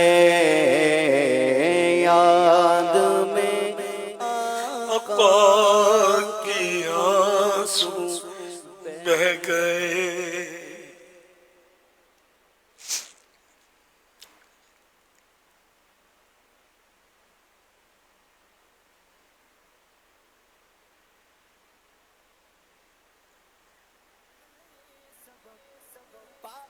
میرا نام محمد آصف اتاری ہے، میرا امیر علیہ سنت سے سوال ہے کہ کیا حج کران میں پہلے عمرے کے بعد دوسرا عمرہ حج سے پہلے کیا جا سکتا ہے؟ جواب ارشاد فرما دیجیے۔ نہیں، کیونکہ پہلے عمرے میں ابھی سر تو منڈوایا نہیں ہے، منڈوا بھی نہیں سکتا، دوسرا عمرہ کرے گا سر کیسے منڈوائے گا؟ ہاں، احرام بھی نہیں باندھ سکے گا، کہ احرام بھی اس کا حج کا جاری ہے نا، کیونکہ اس نے عمرہ اور حج دونوں کا احرام اکٹھا باندھا ہوا ہے، تو احرام پر احرام نہیں باندھ سکتے نا، تو یہ عمرہ نہیں کر سکتا۔ صلو علی الحبیب صلی اللہ علیہ وسلم۔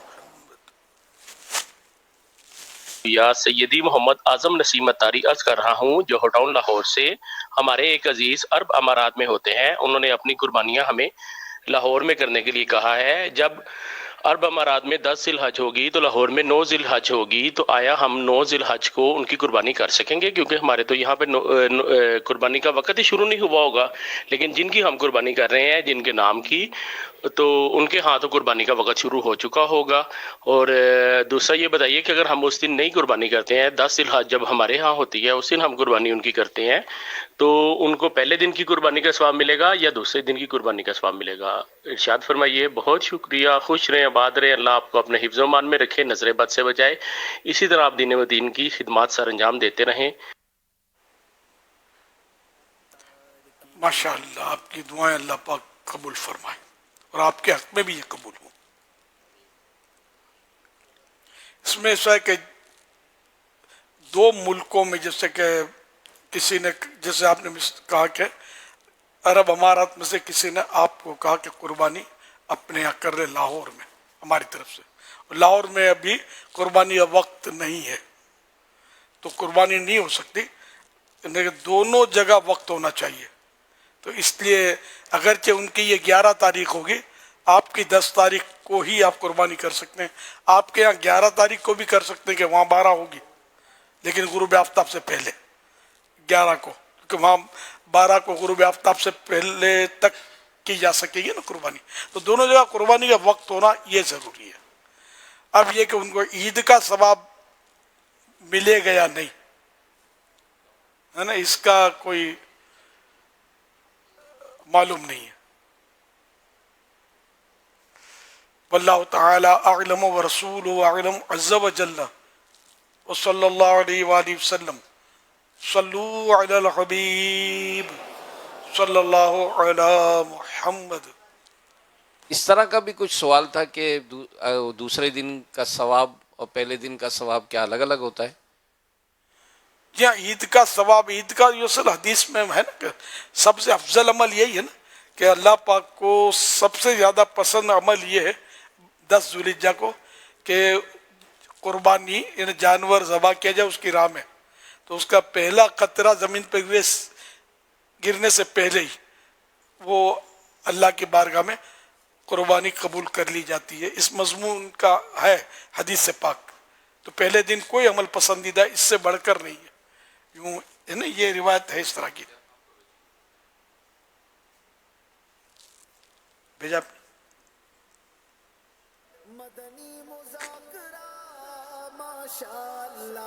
اللہ کے پیارے پیارے آخری نبی صلی اللہ علیہ وسلم نے فرمایا، یوم النحر یعنی 10ویں ذی الحج میں ابن آدم یعنی آدمی کا کوئی عمل خدا کے نزدیک خون بہانے یعنی قربانی کرنے سے زیادہ پیارا نہیں، اور وہ جانور قیامت کے دن اپنے سینگ اور بال اور کھروں کے ساتھ آئے گا، اور قربانی کا خون زمین پر گرنے سے قبل خدا کے نزدیک مقام قبول میں پہنچ جاتا ہے، لہذا اس کو خوش دلی سے کرو۔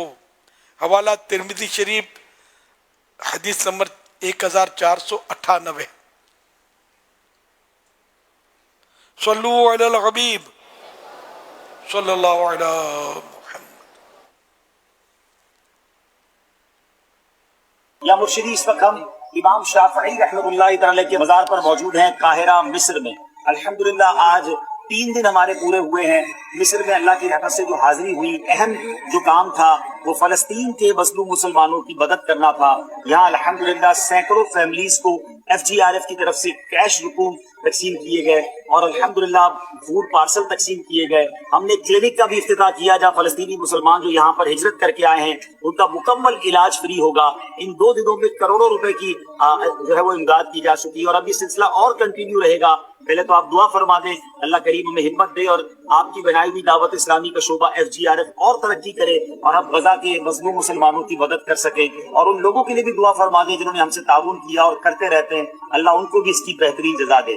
آج ہم نے الحمدللہ حضرت سکینہ رضی اللہ تعالیٰ عنہ, حضرت نفیسہ رضی اللہ تعالیٰ عنہ, حضرت رقیہ رضی اللہ تعالیٰ عنہ, پھر حضرت زینب رضی اللہ تعالیٰ عنہ جو خاندان اہل بیت کی عظیم خواتین ہیں ان کے مزارات پر حاضری دی, اور اب امام شافعی رضی اللہ عنہ کی مزار پر حاضری کے آئے ہیں. حضور آپ سے سوال یہ ہے کہ کچھ امام شافعی کی سیرت کے بارے میں بتائیں کہ یہ کیسی ہستی تھے. امام اعظم ابو حنیفہ اور امام شافعی رحمۃ اللہ تعالی کا کوئی باہمی تعلق کا اگر کوئی واقعہ ہو یا کوئی انداز ہو کہ سنا تھا کہ امام شافعی جو امام اعظم کے مزار پر جایا کرتے تھے, تو کیا اس سے یہ بھی سبق ملتا ہے کہ بزرگان دین کے مزار پر جانا یہ اولیاء کرام کا اور ہمارے اسلاف کا طریقہ ہے؟ ہمیں اپنی دعاؤں سے بھی نوازیے گا.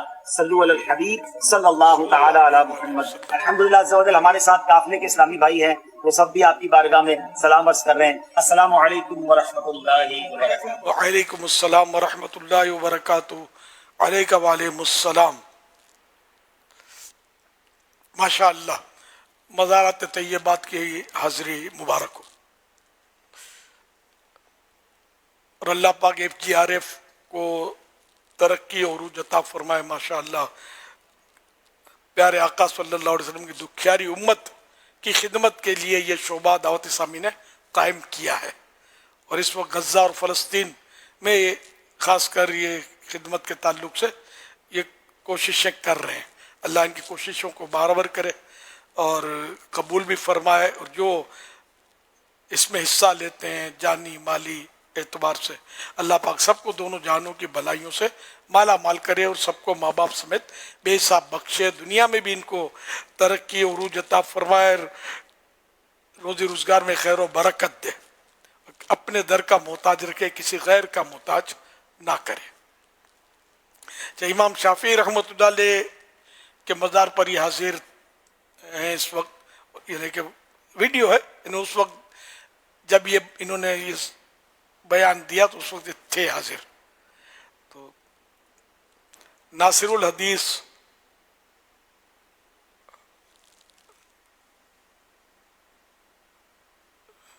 ناصر الحدیث فقیہ الملہ حضرت سیدنا امام ابو عبداللہ محمد بن ادریس شافعی علیہ رحمۃ اللہ الکافی, جو مجتہد فقہ شافعی کے بانی اور عظیم روحانی شخصیت کے مالک ہیں. 150 سن ہجری میں جس دن حضرت سیدنا امام اعظم ابو حنیفہ رحمۃ اللہ علیہ کا وصال با کمال ہوا, انتقال ہوا, اس دن غزہ فلسطین میں امام شافعی رحمۃ اللہ علیہ کی ولادت ہوئی.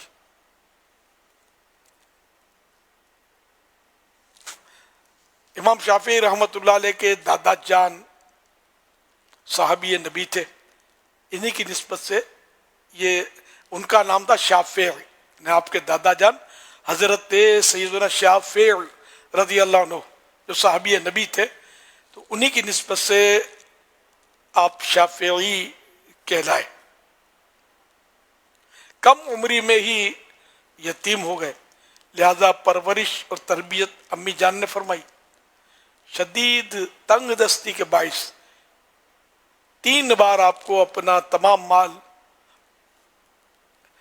علم حاصل کرنے کے لیے بیچنا پڑا. اتنے سنگین حالات کے باوجود آپ علم حاصل کرنے میں لگے رہے, اور علم حاصل کرنے کے لیے عرب کے دیہاتوں میں آپ نے 20 سال گزارے, اور وہاں کی زبانوں اور اشعار پر بھی عبور حاصل کیا. ایک مرتبہ خلیفہ ہارون رشید کے حکم سے امام شافعی رحمۃ اللہ علیہ کو 1000 دینار دیے گئے, تو آپ نے قبول فرما لیے. خلیفہ نے اپنے خادم سراج سے فرمایا کہ ان کے پیچھے جاؤ اور دیکھو یہ کرتے کیا ہیں. خادم پیچھے چل پڑا, اس نے دیکھا کہ آپ رحمۃ اللہ علیہ گھر واپس आते हुए मुट्ठी भर भर कर वो दीनार लुटाते रहे, हत्ता के घर के दरवाजे पर पहुंच गए तो सिर्फ एक मुट्ठी दीनार बाकी थे। वो भी आपने अपने खादिम को देते हुए फरमाया कि इनसे फायदा उठाओ। सिराज ने आंखों देखा हाल हारून रशीद को बताया तो उन्होंने कहा कि इसी वजह से इनका दिल बेनियाज और पीठ मजबूत है। हवाला हिलियतुल औलिया जिल्द 9 सफ़ा 139। तो इमाम शाफी रहमतुल्लाह अलैह की सखावतों के और भी वाक़यात हैं। आप बहुत सखी थे और ये मुजतहिद थे और हर मुजतहिद वली होता है। इमाम आज़म का ही गालिबन कौल है कि अगर मुजतहिद वली नहीं है तो फिर कोई वली नहीं है। हाँ, गालिबन इनका है। तो खैर, तो ये मतलब वलीजुल्लाह थे और बड़े सखी थे। और सखावत ये औलिया किराम की सिफात में से एक सिफत है कि सखी होते हैं। और इतने सखी के इनकी तो मतलब जैसे अभी आपने देखा कि कितनी रकम, इनको खतीर रकम थी, 1000 दीनार। दीनार सोने की अशरफी को कहते हैं, वो सोने का होता था सिक्का। ये 1000 थे। घर पहुंचने तक मुट्ठियां भर भर के लुटा दिए, घर में एक भी नहीं लगे। तो अच्छा, फिर इमाम आज़म अबू हनीफा रहमतुल्लाह अलैह की वफात वाले दिन ही इनकी विलादत हुई है, अभी आपने सुना। तो इमाम आज़म अबू हनीफा रहमतुल्लाह अलैह की सोबत तो इन्हें नहीं मिली, ताहम ये इमाम अबू हनीफा से मोहब्बत बहुत करते थे, अकीदतमंद थे। और ख़ुद फरमाते कि जब भी मुझे कोई हाजत या ज़रूरत पेश आती तो मैं इमाम अबू हनीफा रहमतुल्लाह अलैह का जो मज़ार शरीफ बगदाद शरीफ में अब भी है, तो बगदाद शरीफ में आपके मज़ार पर हाजिर होता और वहाँ 2 रकात नमाज पढ़ता और फिर वहाँ दुआ मांगता तो मेरी हाजत पूरी हो जाती। ये वाक़या मुख्तलिफ किताबों में लिखा हुआ इनकी सीरत में। तो यूँ हमारे अकाबिरीन बुजुर्गान दीन मज़ारात पर हाजिरियाँ देते थे और कोई इनके लिए यानी कोई ऐसी अचंभे की बात भी नहीं है। कब्रिस्तान तो सभी जाते हैं, कौन नहीं जाता? नहीं, जो कभी नहीं जाएगा तो एक बार तो जाएगा ना, गड्ढा खोद के इसको उतारा तो जाएगा ना। कब्रिस्तान, कब्रों से तो ज़ाहिर है कि बच ही नहीं सकता बंदा। तो मज़ारात औलिया पर हाजिरी। फिर ये कि मदीने में क्या कशिश, असल कशिश तो यही है ना, हकीकी कशिश। सरकार सल्लल्लाहु अलैहि वसल्लम का मज़ार शरीफ है। इस मज़ार शरीफ की ज़ियारत के लिए कौन सी आँख नहीं तरसती है ना, कौन सा दिल बेकरार नहीं है। मदीना है इसीलिए मदीना कि सरकार के कदम चूमने का इसको शरफ हासिल हुआ। तो यूं मतलब ये कि मज़ार शरीफ की हाजिरी सवाब की नीयत से हाजिरी दी जाए औलिया किरम के मज़ारात पर तो फयूज़ व बरक़ात बहुत सारे हासिल होते हैं। तो हाजिरी देनी चाहिए। सआदत की बात है कि जो रहमतें इन पर नाजिल होती हैं तो ये हम पर भी नाजिल होंगी। जैसे कि हज़रत सुफियान बिन उयैना रहमतुल्लाह अलैह का इरशाद है, इंदा ज़िक्र सालिहीन तंज़िलुर रहमा, कि सालिहीन का जहाँ जिक्र होता है, नेक बंदों का तस्करा होता है, वहाँ अल्लाह की रहमत नाजिल होती है। तो ये इनका कौल है। फिर इसके तहत गालिबन इमाम गज़ाली रहमतुल्लाह अलैह ने फरमाया या किसी ने फरमाया, इमाम ज़हाबी रहमतुल्लाह अलैह ने फरमाया कि जब इनका तस्करा हो, जिक्र खैर हो तो इस पर रहमत नाजिल हो। इमाम गज़ाली रहमतुल्लाह अलैह ने फरमाया कि इनका जब तस्करा हो, जिक्र खैर हो तो उस वक्त रहमत नाजिल हो। तो जहाँ खुद इनका पूरा वजूद मौजूद हो वहाँ क्यों रहमत नाजिल नहीं होगी? तो जब ये कि हम इन अहलुल्लाह के मज़ार पर जाएंगे, इनकी खिदमत में हाजिर होंगे और ये रहमतों में नहा रहे होंगे तो क्या हम पर कोई छींट नहीं पड़ेगी इसकी? हम पर भी इसके छींटे आएंगे तो हम भी रहमतों में नहा लेंगे। तो यूँ मतलब ये कि मज़ारत पर हाजिरी जो है, मज़ारत औलिया पर हाजिरी जो है ये बड़ी मतलब बाबरकत है। अच्छा, अब ये बाज़ लोग इस तरह वसवसे का शिकार होते हैं और दूसरों को वसवसे डालते हैं कि ये पता कैसे चले कि ये वली का मज़ार है। تو اب یہ کہ اگر یہ وسوسے پالیں گے تو یہ پتہ کیسے چلے کہ جس کو آپ باپ بولتے ہیں کہ یہ میرا ابو ہے، یہ آپ کے ابو ہیں، کیسے پتہ چلے؟ کوئی سب ہے نہیں، فارمولہ ہی نہیں ہے کوئی کہ پتہ چلے. بھائی لوگوں سے سن کر یہ آپ نے مانا نا کہ میرے ابو ہے، مانتے ہیں نا، یہی ہے نا. تو اب یہ کہ جس کو خلقت کہے کہ یہ ولی کا مزار ہے، یہ ولی تھے، یہ ولی تھے، تو وہ ولی ہے. یعنی ایک صورت یہ بھی ہے. تو اس لیے مطلب جو اولیاء کرام کے مزارات ہیں، مشہور ہوتے ہیں، تو ان پر وسوسے کرنا، پھر معاذ اللہ ان کے بارے میں باتیں بنانا، یہ خدا کی قسم سخت محرومی کی بات ہے. اور مسلمانوں میں اس طرح کے انتشار افتراق نہ کیے جائیں اور لوگوں کو وسوسوں میں نہ ڈالے جائیں، بلکہ امن کی بات کی جائے. یہ امن کی باتیں جیسے میں نے عرض کی کہ حاضریاں دیں اور اپنی آخرت بھلی کریں، ان کو جائیں گے، حاضری دیں گے، ایصال ثواب کریں گے، ان کو تحفہ ملے گا آپ کا، یہ خوش ہوں گے، اور جب یہ خوش ہوں گے تو یہ آپ کو جنت دلا دیں گے اپنے رب سے، بیڑا ہی پار ہوگا انشاءاللہ. صلو علی الحبیب صلی اللہ علی محمد صلی اللہ علیہ وسلم. ابھی امیر السنت اور برکاتہ العالیہ نے حضرت امام شافعی رحمۃ اللہ علیہ کا تذکرہ فرمایا. آپ کی سیرت پر مکتبۃ المدینہ کا رسالہ فیضان امام شافعی رحمۃ اللہ علیہ، یہ 12 روپے پرائس میں آپ مکتبۃ المدینہ سے حاصل کر سکتے ہیں. 17 صفحات ہیں اس رسالے کے. ماشاءاللہ.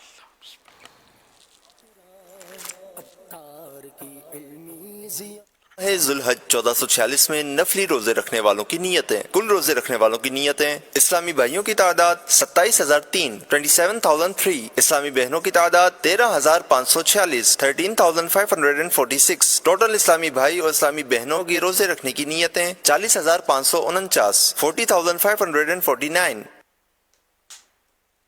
ماشاءاللہ الکریم. فرمان آخری نبی صلی اللہ تعالی علیہ وآلہ وسلم: لا الہ الا اللہ الحلیم الکریم سبحان اللہ رب السماوات السبع ورب العرش العظیم. 3 مرتبہ جس نے پڑھا تو اس نے گویا شب قدر حاصل کر لی. آئیے مل کے پڑھتے ہیں. لا الہ الا اللہ الحلیم الکریم سبحان اللہ رب السماوات السبع ورب العرش العظیم. لا الہ الا اللہ الحلیم الکریم سبحان اللہ رب السماوات السبع ورب العرش العظیم. لا الہ الا اللہ الحلیم الکریم سبحان اللہ رب السماوات السبع ورب العرش العظیم. صلو علی الحبیب صلی اللہ علی محمد. حضرت سیدنا عبداللہ بن عمرو بن عاص رضی اللہ عنہما فرماتے ہیں جو یہ دعا کسی مجلس سے اٹھتے وقت 3 مرتبہ پڑھے تو اس کی خطائیں مٹا دی جاتی ہیں، اور جو مجلس خیر و مجلس ذکر میں پڑھے تو اس کے لیے خیر یعنی بھلائی پر مہر لگا دی جائے گی. آئیے مل کے پڑھتے ہیں. سبحانک اللہم وبحمدک لا الہ الا انت استغفرک واتوب الیک. سبحانک اللہم وبحمدک لا الہ الا انت استغفرک واتوب الیک. سبحانک اللہم وبحمدک لا الہ الا انت استغفرک واتوب الیک. صلو علی الحبیب صلی اللہ علیہ محمد. ویڈیو دیکھنے کا شکریہ. اگر آپ چینل پر نئے ہیں تو سبسکرائب کر لیں اور ساتھ ہی ساتھ بیل آئیکن پر بھی کلک کر دیں تاکہ یوٹیوب ہماری ہر ویڈیو کا نوٹیفیکیشن سب سے پہلے آپ کو بھیج دے۔ جزاک اللہ۔